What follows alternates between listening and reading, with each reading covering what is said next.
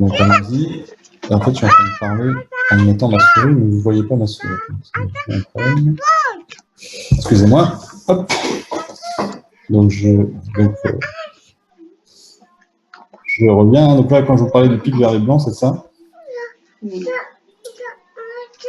Et là, vous avez, on voit que la majeure partie des niveaux de gris sont dans la gamme intermédiaire qui correspond à la route. Ok, donc.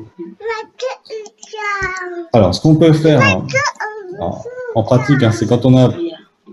Ce qui va nous intéresser, en fait, c'est la distribution des niveaux de gris. C'est pas exactement le nombre de pixels à chaque pic. Donc, souvent, ce qu'on fait, c'est qu'on va. Ces nombres-là qui représentent un comptage d'entiers, enfin un comptage de pixels. Parfois, on redivise par la totalité des pixels, comme ça, en fait, ça fait une distribution de probabilité. Donc ça, c'est pas vraiment obligatoire, mais en tout cas, du coup, c'est quoi l'histogramme d'une image? Et ben, c'est juste, en fait, on va compter. Donc, pour un niveau de gris Y, I, on va compter le HI qui va être. Donc, ça va être quoi? Ça va être le nombre de pixels U de X qui vont valoir ce niveau de gris. Éventuellement, on va diviser aussi par le nombre total de pixels. D'accord, donc H de I, c'est quoi? C'est la proportion de pixels d'un niveau de gris donné Y. Ça, c'est le formalisme, on va dire, mathématique. Je pense que tout le monde a déjà manipulé les histogrammes, plus ou moins. Alors, c'est le formalisme, on va en avoir besoin juste pour définir un peu les choses, ce qu'on va appeler un changement de contraste. En fait, un changement de contraste, ça va juste être une fonction qui va de R dans R et qui va être croissante. Donc, ça veut dire qu'on va, si vous voulez, on va prendre des niveaux de gris là, qui vont être entre 0 et 1, et puis on va les ramener encore entre 0 et 1, mais avec une nouvelle dynamique. Donc, par exemple, hier, on a parlé de la fonction de gamma, donc ça fait un truc comme ça. Alors, après, ça veut, par exemple, quelque chose comme ça, ça va leur dire qu'on va se comparer en fait avec. Si on ne change rien, on applique la fonction identité, donc ça fait une diagonale comme ça. Et là, il faut comparer un petit peu avec cette fonction-là pour comprendre à quoi consiste le changement de contraste. Donc, par exemple, ici, on montrait.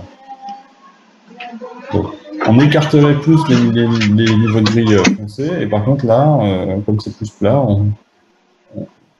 on rapprocherait les niveaux de gris clairs. Ok, donc une fois qu'on a écrit ça, qu'est-ce que ça veut dire le changement de contraste? En fait, c'est tout simple. Hein. C'est juste une carte. Des fois, en informatique, on appelle ça une lookup table, une table de correspondance en français. Hein, c'est juste qu'à chaque fois qu'on avait un niveau de gris qui valait YI, et ben maintenant, ça va devenir G de YI, par rapport à la notation de tout à l'heure. Donc, quand on fait ça, c'est juste que quand vous aviez un niveau de gris YI, et ben, il va se transformer en G de Y, parce qu'on applique la fonction. C'est-à-dire qu'en fait, l'image qu'on obtient, c'est juste qu'on applique notre fonction de changement de contraste à tous les niveaux de gris de l'image. Et donc, à ce moment-là, ça revient juste à prendre des petits pics de notre histogramme et à les décaler. Et l'intérêt que la fonction soit croissante, c'est que les pics ne peuvent pas se croiser. Éventuellement, ils peuvent se fusionner ensemble, mais c'est tout ce qu'on s'autorise. On ne s'autorise pas à aller changer de gauche à droite. Vous avez... on n'a pas d'inversion gauche-droite. Si G prend plusieurs fois la même valeur, à ce moment-là, les pics ils sont fusionnés, c'est-à-dire qu'on avait une différence au départ, on n'a plus de différence à l'arrivée. Et un exemple typique de ça, quelqu'un en avait parlé hier, hein, c'est quand vous faites une binarisation d'image. Ça, c'est une fonction croissante un peu dégénérée, hein, elle prend tout le temps la valeur 0, et puis après, vous mettez tout le temps la valeur 1. À ce moment-là, c'est un changement de contraste, vous allez dire, jusqu'à une certaine valeur que j'appelle lambda ici, je mets tout à noir, et dès que je dépasse cette valeur lambda, je mets tout à blanc. Bon, ça, c'est un exemple de changement de contraste, c'est pas très intéressant. Enfin, ça dépend des cas, en fait. Hein. C'est une opération importante qu'on fait souvent, quand on fait de la segmentation, qu'on fait souvent trop tôt dans les traitements d'images. Parce que quand vous faites une opération comme ça, en fait, vous perdez beaucoup d'informations. Il faut faire attention de ne pas le faire trop vite. Voilà. Donc on va illustrer tout de suite que c'est en quoi ça peut être utile un changement de contraste. Hein. Donc il y a une opération élémentaire qui s'appelle l'égalisation de contraste. Alors c'est quoi l'égalisation de contraste? Ça consiste à rendre la distribution des niveaux de gris. Là, vous avez vu avec l'exemple de la photo de taxi, c'est ça. Bon, mais dans une image, la distribution du niveau de gris, elle est un peu, elle peut être très variée, hein, ça dépend vraiment du contenu des images. Et là, ce qu'on va avoir envie de faire, c'est de rendre cette distribution la plus uniforme possible pour utiliser tous les niveaux de gris de manière uniforme. Alors, comment on peut faire ça? Eh bien, qu'est-ce que ça veut dire sur l'histogramme? De rendre la distribution uniforme, ça veut dire qu'on veut rendre l'histogramme complètement plat, idéalement.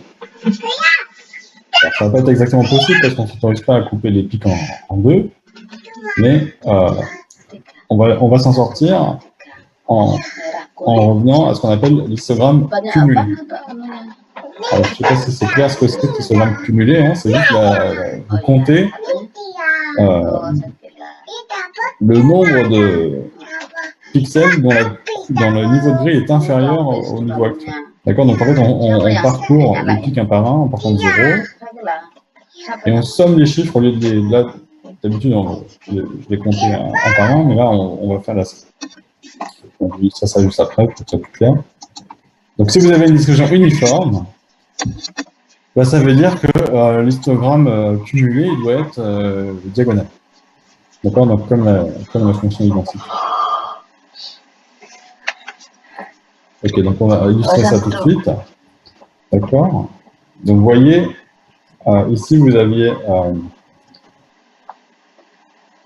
on part d'une photographie. Ça, c'est l'histogramme que je vous ai présenté avant. On ne s'est pas vu avec MATLAB, c'est un autre logiciel, mais peu importe. Donc on a quelque chose d'assez dense. Par contre, on voit qu'on n'utilise pas beaucoup cette gamme de niveaux de grid. Et donc, quand on regarde l'histogramme cumulé, on obtient quelque chose comme ça. Donc avec très peu de pression, en plus après ça monte assez vite. Là, on ne bouge plus beaucoup parce qu'on arrive dans le creux, donc là l'histogramme cumulé, il est toujours croissant, mais il monte moins vite. Et ensuite, on arrive vers ce pic-là, et donc on commence à remonter très fort jusqu'au nombre total de pixels. Alors ensuite, ce qu'on va juste faire, c'est d'appliquer cette fonction-là au niveau de gris, comme ça on va récupérer quelque chose de diagonal. Donc c'est ça qu'on veut. On veut récupérer un histogramme cumulé diagonal, comme ça veut dire qu'on a quelque chose d'uniforme. Et donc ça rend l'histogramme le plus plat possible sans pour autant couper les pics en deux. Donc en fait la solution, si vous voulez, comme vous voyez ici, là, ça va être d'utiliser un niveau de gris sur deux pour les endroits où il y a trop de monde pour être uniforme. Et puis là par contre on a fusionné des pics pour utiliser plus de niveau de gris intermédiaire. Bon, alors ça c'est la description de l'opération. Qu'est-ce que ça veut dire en termes de contenu dans l'image quand on fait ça? Eh bien, vous voyez, donc si on se concentre sur les couleurs claires, on avait beaucoup de pixels très clairs qui correspondaient aux nuages dans l'image. Ici. En fait, là maintenant, on a écarté ces niveaux de gris pour prendre une gamme de contraste plus élevée. À ce moment-là, vous voyez le résultat. Maintenant, on voit beaucoup plus de détails. On arrive beaucoup mieux à distinguer les nuages individuellement, et notamment le contraste entre les nuages et le ciel qui était gris très clair, maintenant il est devenu beaucoup plus foncé. Donc c'est ça l'intérêt du changement de contraste, en fait. D'accord? C'est que vous allez pouvoir mettre en avant des variations qui n'étaient pas forcément faciles à voir dans les images originales. Par contre, là, on a un changement de contraste qui est global. Donc, on a appliqué vraiment le même sur toute l'image. Et c'est pas forcément toujours positif.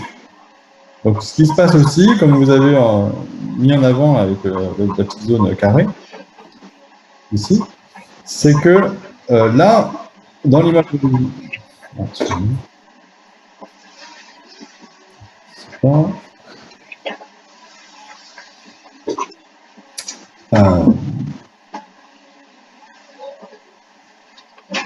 dans l'image originale, on avait une zone contrastée avec des choses gris clair et gris foncé. Et en fait, ça correspondait à des grilles qui sont par ici et des grilles qui sont par là. On les a rapprochés fortement pour être le plus plat possible au niveau du histogramme. Et donc là, on a perdu du contraste. Donc on ne distingue plus très bien la différence là, entre la rivière et la végétation. Donc, en gros, donc ça augmente, ça donne des détails dans les régions sombres et les régions claires. Par contre, on peut perdre des contrastes locaux. Il faut faire un petit peu attention, ça dépend de ce qu'on veut faire avec les. Alors, de manière. Qu'est-ce que je fais? Je me rends compte que j'ai oublié de. De manière plus générale, quand on applique on peut faire un changement de contraste qui ne va pas être que vers la distribution uniforme. En fait, on peut faire un changement de contraste vers n'importe quel histogramme de référence. Donc là, ici, vous avez un exemple où on a pris l'histogramme d'une certaine image, on a pris un bruit blanc gaussien. Donc vous voyez, vous avez un histogramme qui est gaussien. Et on veut faire le changement de contraste qui change l'histogramme gaussien en un histogramme quelconque. Et ça, c'est possible par les mêmes démarches, c'est-à-dire qu'on va prendre l'histogramme cumulé et l'appliquer directement à l'image. Mais il y a une autre façon de faire qui va être d'utiliser un algorithme de tri.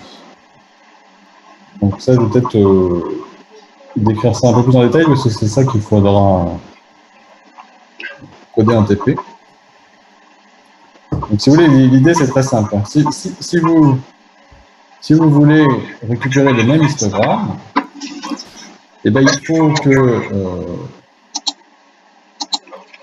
en fait on va parcourir il faut que les pixels qui arrivaient dans cet ordre-là, eh bien, prennent les niveaux de gris des pixels qui arrivaient avec le même ordre ici. Donc, autrement dit, si vous classez les pixels selon du sombre au plus clair, eh bien, vous avez le pixel numéro 10, qui est un pixel sombre ici, et vous allez chercher le niveau de gris du pixel numéro 10 dans l'image de référence ici. D'accord? À ce moment-là, bah, vous obtenez une image qui a exactement le même histogramme en recopiant en fait la table des valeurs. Donc voici l'algorithme. Donc on part de deux images qui ont la même taille. On va calculer, on va trier. Donc là c'est un petit peu une notation mathématique, mais ça veut juste dire que vous connaissez les indices, vous connaissez le numéro du pixel qui est la couleur la plus foncée, le deuxième qui a la couleur la deuxième plus foncée, etc. jusqu'au pixel qui est le plus clair. Ici, grand L, c'est le nombre de pixels. D'accord? Vous faites ça pour l'image de référence U, V, pardon, pour laquelle on veut récupérer l'histogramme. Et vous faites ça aussi pour l'image U, pour laquelle on veut changer l'histogramme. On veut lui appliquer l'histogramme de V. Et maintenant qu'on a en fait ces tris dans les valeurs des pixels, tout simplement, on fait ce que je viens de vous décrire, c'est-à-dire que là, donc, le U sigma 4, c'est juste une notation pour dire, en fait, c'est le km pixel de U quand on les classe avec les niveaux de gris croissants. On va lui affecter la valeur du km pixel de V avec le niveau de croissant. Donc, autrement dit, on garde l'ordre et on change les valeurs de V. Donc, vous voyez, c'est bien quelque chose de croissant. Si on garde l'ordre, la différence par rapport à tout à l'heure, c'est qu'on va se permettre de casser des pics en morceaux. Et donc, on va avoir exactement le même chose. On aurait pu aussi travailler avec l'histogramme cumulé, on peut calculer les réciproques de ces valeurs. Je ne vais pas rentrer dans ces détails-là. C'est plus simple à coder et à comprendre, je pense, que regarder c'est très compliqué.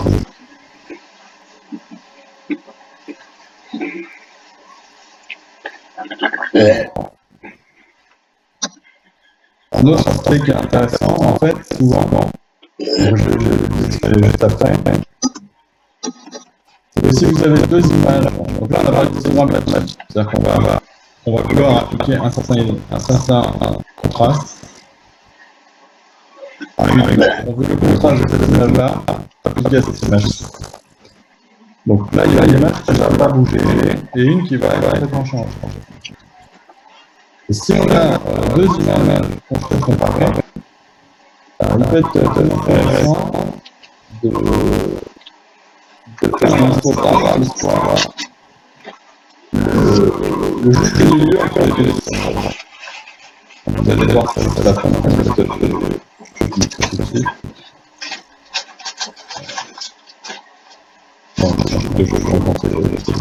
en fait, là, on va trier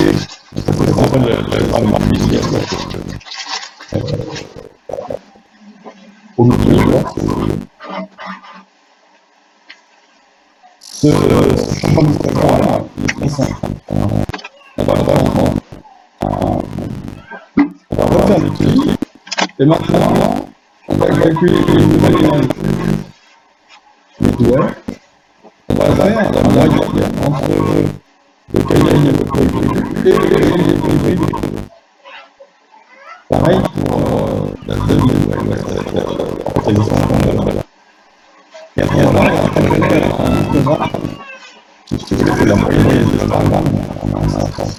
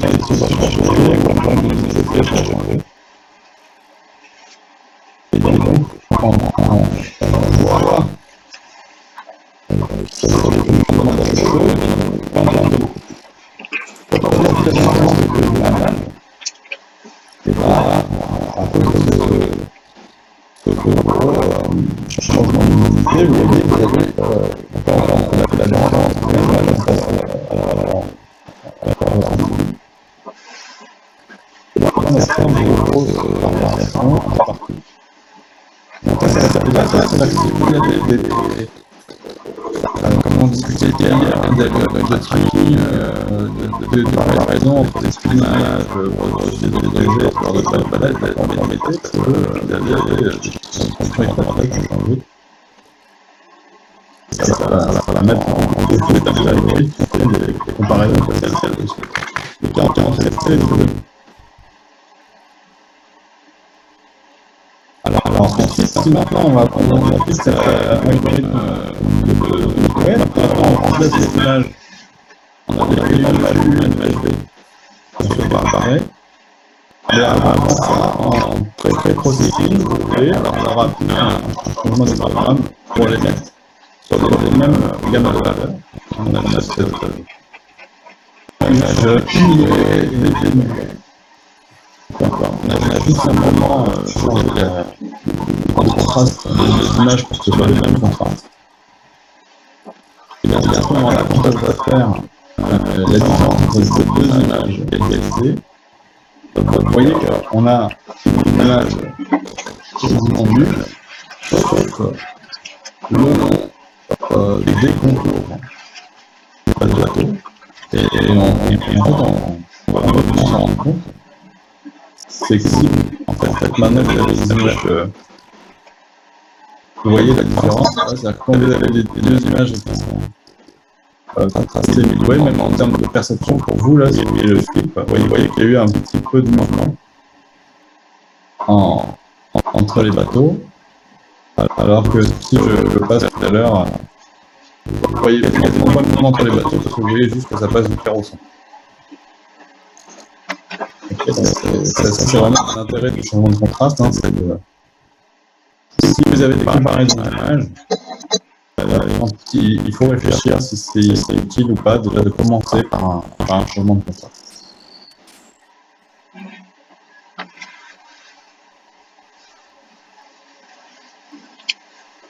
Excusez-moi, c'est les mêmes images, la même image avec le bateau qui bouge ou non? Bah, on a pris deux images différentes et on a fait l'égalisation de contraste avec, ou on a pris juste une photo? Non, il y a deux vraies photos, hein. C'est deux vraies photos à deux instants différents. D'accord. Et justement, avec, vous voyez là, je crois qu'il y en a une où donc ici, là, il y a un oiseau, je sais pas qui passe, là, il est parti. Ouais. Voilà, avec le mouvement de l'eau, les bateaux bougent un peu.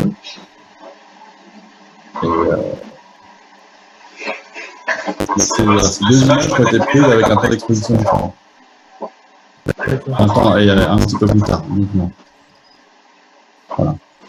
Et c'est faisable ça, le changement de contraste avec des objets qui ne sont pas dans le même endroit dans les deux photos? Parce qu'il y a un changement de position pour quelques bateaux.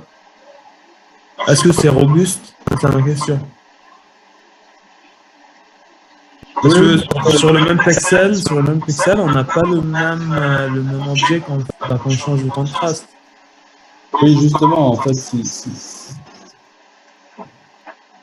alors, par exemple, si vous voulez, si vous aviez juste la même image que vous translatez, voilà.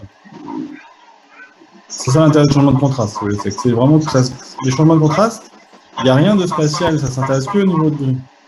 Donc, si vous voulez, par exemple, si vous prenez une image, vous translatez l'image et vous refaites le changement de contraste avant ou après, ça c'est la même chose.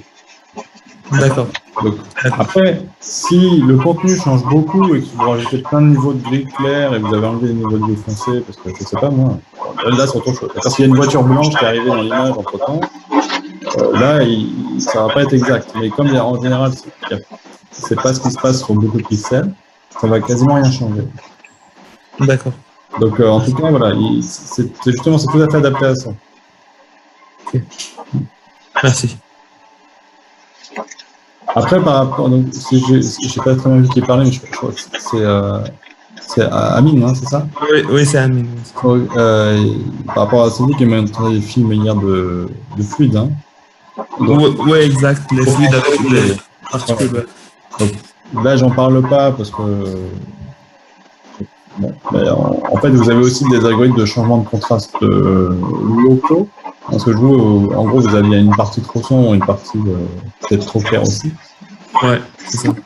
Il y a des algorithmes qui font des changements de contraste, mais uniquement, là c'est global parce qu'on va changer tous les histogrammes d'un coup ou pas. On peut aussi faire du changement de contraste local. D'accord. Pour éviter les zones trop claires ou les zones trop sombres dans les images.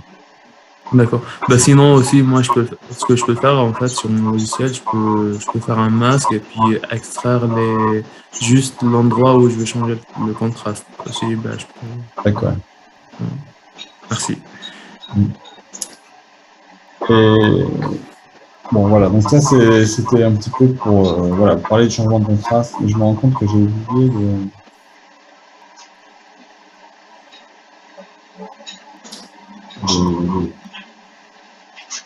bon, c'est pas vrai. J'avais fait figure en plus que j'ai oublié de m'en rajouter, mais c'est pas très grave. On pratiquera ça un petit peu en TP aussi. Euh, et on verra aussi que, en fait, le changement de contraste, il est important pour visualiser des détails. Et il est aussi utile, cette idée-là, hein, de changer l'ordre. On verra en TP là que c'est. En fait, vous faites tout le temps, sans vous en rendre compte déjà, quand vous visualisez des données. Donc, si vous avez des données en forme 2D et que vous les visualisez comme des images, par exemple, s'il y a des valeurs négatives ou ce genre de choses, c'est pas grave. Avec MATLAB, vous pouvez quand même visualiser les choses. Et en fait, ce que fait MATLAB, c'est que MATLAB fait un changement de contraste, sans vous le dire. Donc, des fois, il faut quand même avoir conscience de ce qui se passe. Quand on visualise des choses, en fait, il y a des changements de contraste. On visualise une certaine image qui en fait, vous allez appliquer une certaine fonction à vos données pour les visualiser. Et notamment, on verra un exemple où, en fait, ça marche pas. C'est-à-dire que par défaut, MATLAB, il va faire juste une petite, un changement de contraste linéaire, ce qui est naturel. Hein. Mais si vous avez des données qui varient pas du tout de manière linéaire, donc avec beaucoup de choses très basses, quelques valeurs très très grandes, et ben ça, c'est pas possible de les visualiser en linéaire, c'est-à-dire qu'on ne voit rien. Donc, il faut passer à des échelles différentes avec d'autres fonctions croissantes comme les échelles logarithmiques. Bon. On verra ça tout à l'heure. Et donc, les applications, là, ça va vraiment être encore une fois, hein, c'est de la comparaison d'images. Si vous avez des problèmes d'éclairage, il y a des changements de contraste locaux. J'ai pas mis ça en transparence, un peu dommage. Je vais montrer ça quand même.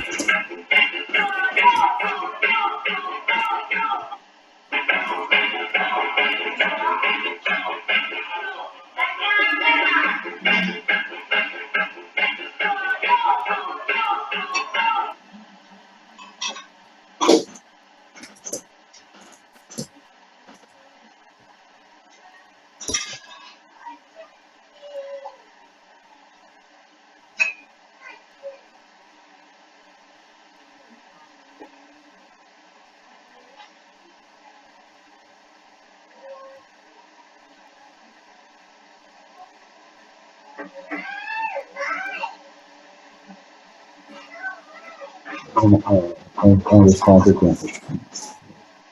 Pas trop.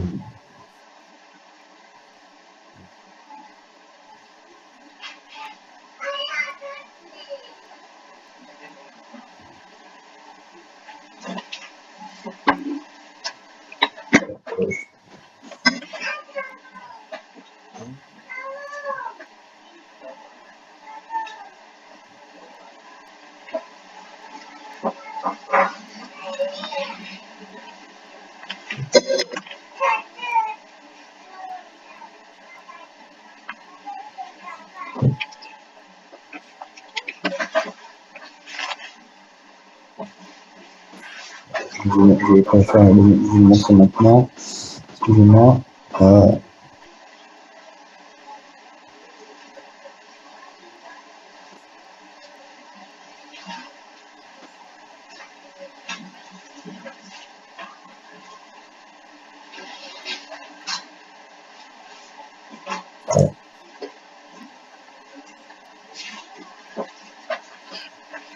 Je sais pas si vous voyez mon écran là. Oui, oui. Voilà, donc ça c'est juste une fonction hein, de MATLAB qui s'appelle Local Contrast. Alors l'idée, hein, c'est de faire la même chose que ce que je viens de vous raconter, mais localement, vous voyez un résultat typique. Hein, donc là, c'est un peu exagéré même, honnêtement. C'est pas très joli, mais c'est pas très grave. Ce qui va compter, c'est de vouloir augmenter les contrastes locaux. Donc, qu'est-ce que ça veut dire? C'est qu'on essaye d'augmenter les différences de couleurs, de sombre à clair, le long des contours. Alors, voilà, ils ont été un petit peu forts, c'est pas très joli. Mais c'est pas très grave, parce que ce qu'on peut voir, c'est que par exemple, là, il y avait un drap avec des plis. Les plis étaient très faibles, et là, on les voit beaucoup plus. Donc vous avez voilà, ce type de fonction-là, ça peut être utile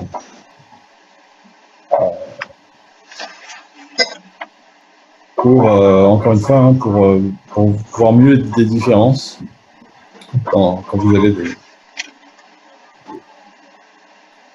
objets à différencier dans les expériences. Par contre, je ne vais pas m'aventurer plus sur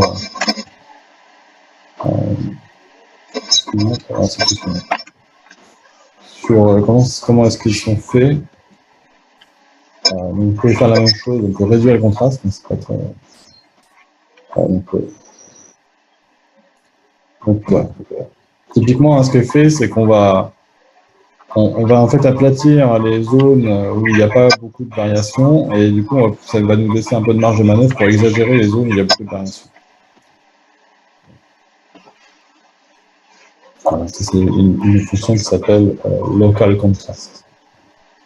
Alors ça, c'est dans l'image processing toolbox. Donc ça, c'est hier pour ceux qui ont eu des problèmes. Hein, donc quand vous avez les pages web de MathWorks, vous avez la documentation de toutes les fonctions, et vous pouvez voir dans quelle toolbox elles sont. D'accord. Donc ici, c'est la processing toolbox. Donc il faut absolument avoir cette toolbox-là pour aujourd'hui. Je me demandais si on ne peut pas savoir. Je ne vois pas d'autres informations à part regarder ici. Voilà, donc si vous avez des erreurs du style function does not exist avec des fonctions que moi je vous donne, c'est sûrement un problème de toolbox. Et il faut réinstaller cette toolbox-là en plus.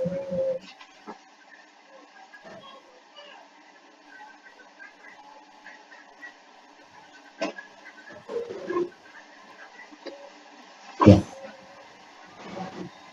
Ok, donc maintenant on va passer à l'autre sujet, le gros sujet, hein, qu'on pourrait parler pendant plus qu'une journée, hein. Mais c'est le filtrage d'images. On en reparlera d'ailleurs pour la troisième séance, en plus de la segmentation. Alors le filtrage, bon.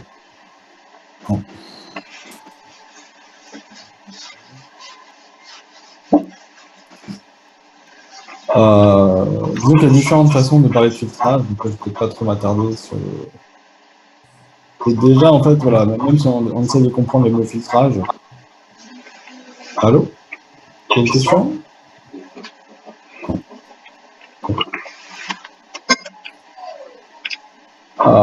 Donc ici, vous avez la définition de Collins qui dit que c'est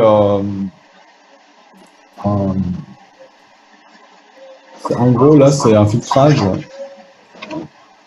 type traitement du signal, type filtre passe haut, filtre passe bas. Donc c'est un filtrage qui permet de bloquer ou de laisser passer certains signaux. Donc ça réfère au modèle direct, donc ce qu'on a discuté hier. Quand vous prenez, en fait, on va dire que le grand H, l'opérateur de flou, là, c'est un filtre.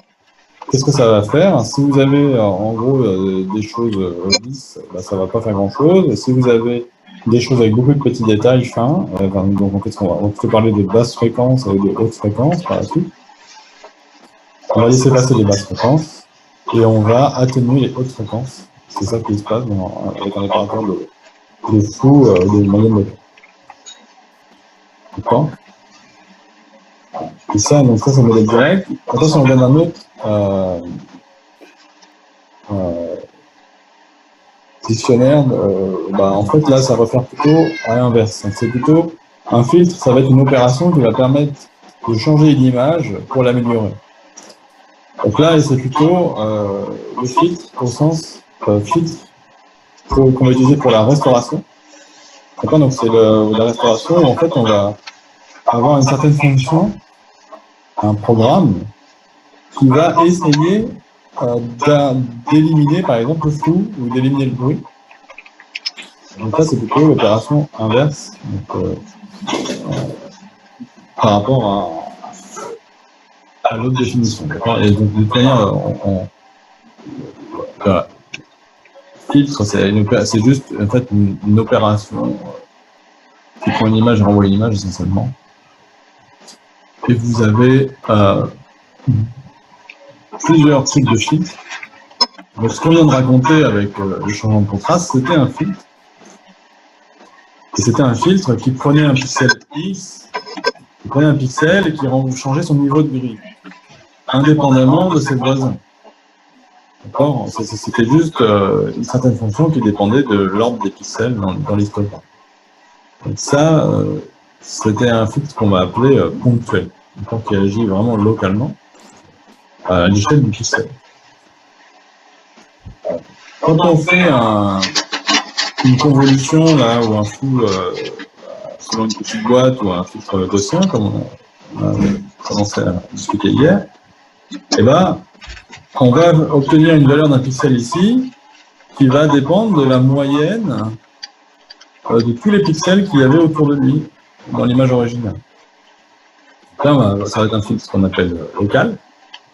C'est pas ponctuel parce que ça dépend de plusieurs points, mais par contre, c'est quand même maîtrisé en termes de taille parce que voilà, on va avoir quelque chose de localisé dans la dépendance par rapport à l'image. Les pixels qui vont être ici n'auront aucune influence sur la couleur qu'il y a. Je ne suis pas en train de parler de ça.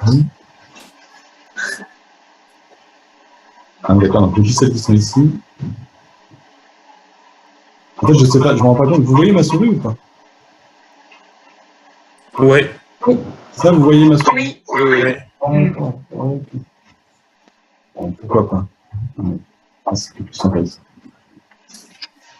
C'est une seule écran, je sais plus quoi faire. Donc en fait, maintenant, il y a d'autres filtres qui vont être plus complexes et souvent qui vont pouvoir donner les meilleurs résultats. Hein, c'est que ça va être des filtres globaux. C'est-à-dire qu'on va,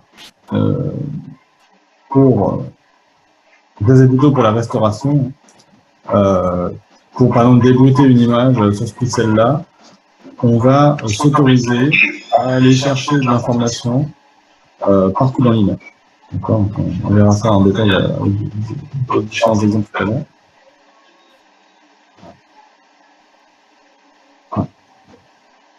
Alors les filtres, comme bon, c'est vraiment l'opération de base d'un traitement d'image, hein, et c'est souvent la première étape dans un processus de traitement d'image ou de vision par ordinateur. Hein, donc vous allez avoir tout un pré-processing où on va voilà, éliminer le bruit, changer la taille des images, faire des changements de contraste, etc. Pour ensuite aller faire des choses plus haut niveau, comme plusieurs d'entre vous font déjà, hein, comme la détection d'objets, le tracking, la segmentation. Et ensuite, on peut encore faire des choses plus haut niveau au sens vision, c'est-à-dire qu'on va commencer à aller mettre de la sémantique, reconnaître des objets individuels, leur donner un nom, etc. Ou prendre des décisions. Par exemple, si on fait de la robotique. Voilà. Ici, il y a un retour au niveau des images. Après. C'est par exemple si vous faites des voitures autonomes, hein, par exemple, hein, c'était ça, c'est vraiment le pipeline de base, et il faut en plus que ça aille très vite. Voilà. Nous, on va s'intéresser aujourd'hui, encore une fois, juste au démarrage de cette chaîne de traitement. Donc vous avez plusieurs exemples possibles de filtres. Ici, voilà, vous avez donc un exemple en microscopie fluorescente où vous avez par essence de l'imagerie très bleutée. Et si on veut extraire des structures de type filament, etc., ben, il est vraiment important d'avoir des débruitages efficaces et en plus éventuellement qui peuvent respecter la structure sous-jacente. Et puis ensuite, ça va être les premières étapes pour faire de la détection. Donc là, par exemple, vous avez des méthodes de pré-segmentation, on va dire. D'accord, on va commencer à calculer des zones. Je rappelle les feuilles superpixels, donc des zones, des petites zones dans les images où on est capable de dire qu'il n'y a pas de changement d'objet. Et ensuite, dans l'étape suivante, on peut commencer à fusionner ces objets pour faire de la segmentation. C'est un peu ce qu'il faut au fur et à mesure de l'échelle. Très bien. Donc, en fait, en ce qui concerne le filtrage, vous avez deux approches.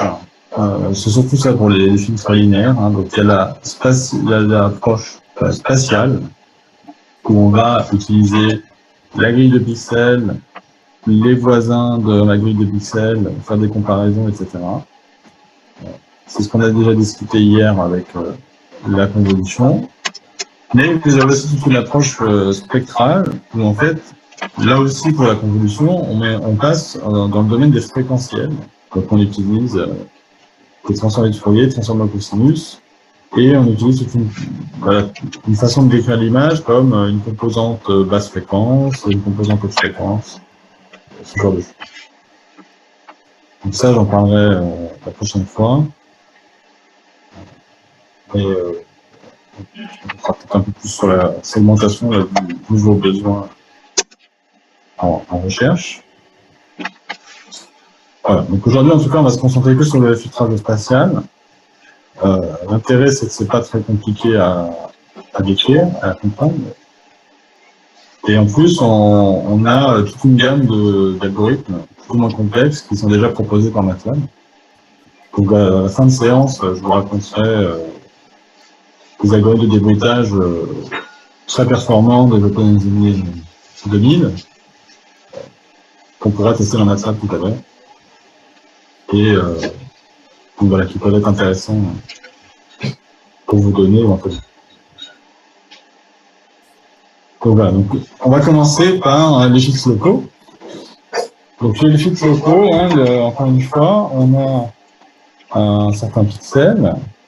Et pour obtenir la valeur, une fois qu'on applique notre filtre, eh bien on va s'autoriser à utiliser toute l'information qu'il y a dans un voisinage spatial autour de ce pixel. Donc, on a déjà vu des exemples avec des convolutions hier. Hier, ce qu'on a fait, c'était la moyenne glissante.